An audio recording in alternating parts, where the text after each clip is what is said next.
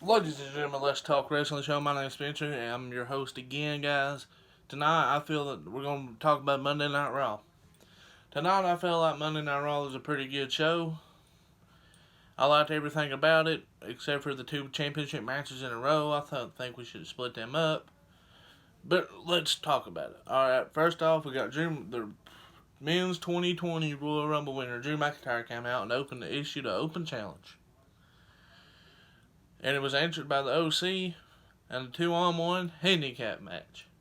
Now, it was about a 5-10 minute, maybe 5, between 5 and 10 minutes long. And Drew got the win. Now, I feel like they can push Drew to the moon if they wanted to. I really feel like they can if they choose to, which I think they should because he's really good. Then after he got the win, Brock Lesnar came out of nowhere and gave him an F5, which if you didn't see last night, Drew McIntyre eliminated Brock Lesnar from the Royal Rumble, which led to Brock attacking Drew. And also, if I forget to mention it, Drew McIntyre challenges Brock Lesnar at WrestleMania for the WWE Championship. Now let's move on to the first video package of Edge. Edge was a big surprise last night in the men's Royal Rumble match. And they gave him a video package in 2001 when him, Christian, versus the Dudleys versus the Hardys, and where he captured the tag team championships. Then we move on to, MVP versus Rey Mysterio. When's the last? I feel like we gone back to 2009, 10. MVP and Edge on the same show. Him and Ray had a pretty good match. I feel like. Yes, it's good. I don't know if MVP's going to stay. Nobody said anything. But I feel like him and Ray had a pretty good match. It was good to see MVP again. He appeared last night in the Rumble dressed as the Black Panther. Tonight it was the Punisher. Thunderbolt Punisher, to be exact. Yeah, and Ray won. He got the win. Didn't fully connect with the 6-1 line, but they call it the 6-1 spine on commentary. And he got the win. Next we move on to Andrade. No, actually before that, we move on to, I think the best thing going on Monday Night Raw right now besides Drew McIntyre is the Monday Night Messiah, Seth Rollins, and his little faction taking on, it was him and Buddy Murphy winning the tag team championships last week, but they faced Samoa Joe and Kevin Owens this week for the tag team championships. Now, of course, Seth Rollins had to talk, which I think he needs to do just a little less talking. A little more fighting. And and Kevin Owens and Joe came out. They talked, saying, Seth Rollins didn't shut up. Kind of agree, kind of not. I'm not sure. But anyway, they was doing about the AOP, wherever they at. Said they was in Seth's locker room, and Kevin Owens says, well, now that we found them, boom, out of nowhere, Viking Raiders hit them. Came in, boom, boom, boom, brawl. And we got to the match, which I don't know if this is just me, but I think it's weird how WWE has an interview right before a match starts. Like, we expecting to see a match, we get a Becky Lynch promo. Yeah. Don't know what that was, but okay.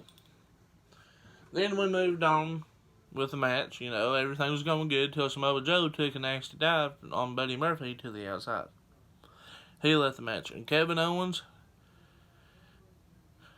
did his best. He was phenomenal. He was looking good. See, Seth Rollins tried to do what he did for Buddy Murphy and him to win the tag team championships, curb stomping him on the ring apron, which Kevin Owens didn't fall for it. He tried to stun Buddy Murphy, didn't, so he stunned Seth. And then Buddy Murphy hit him with the most devastating move at all the sports entertainment, the roll-up. They need to... Okay, the roll-up is good sometimes. When it's used right, it's good. It wasn't used right here. So Seth Rollins and Buddy Murphy retained. Then we moved on to the part I'm confused about. We had Andrade versus Humberto Carrillo. I thought that was a good match. We all thought Humberto Carrillo was going to win. Of course, he didn't, but he hit a moonsault, I think his finisher, and he was going to get the 3. Zelina Vega attacked him, which I thought. Then something weird happened. I don't know if what happened, but I'm pretty sure Humberto Carrillo turned heel. Not certain, but I'm pretty sure because he hammerlock DDT'd Andrade on the solid concrete, ripped up the mat, dropped him. I don't know if he's heel or not, but that's that. Then we moved on. Charlotte Flair. Yeah, we moved on to Charlotte Flair. I'm sorry if I'm skipping a spot or two, but I will. We thought Charlotte Flair was going to tell us who was going to win, who she was going to face at WrestleMania, which title, but she has not decided yet. I'm glad she is heel this week, because sometimes I get confused. Just saying. I don't know if she's heel, face. Then she got jumped. Then Kairi Sane and Asuka came out, jumped her, attacked her. So she had a good match with Asuka until a DQ Kairi Sane and Sane Nova off the top rope while Charlotte had Asuka locked in the figure 8. And I'm pretty sure that's a few going forward. Then we had the 24/7 championship. Mojo Rawley, I'm glad to see him on TV. And some guy from NXT. He beat No Way Jose in a matter of seconds. Then R-Truth was a part of the Jose's Conga line, got the pin. He was the 24/7 champion.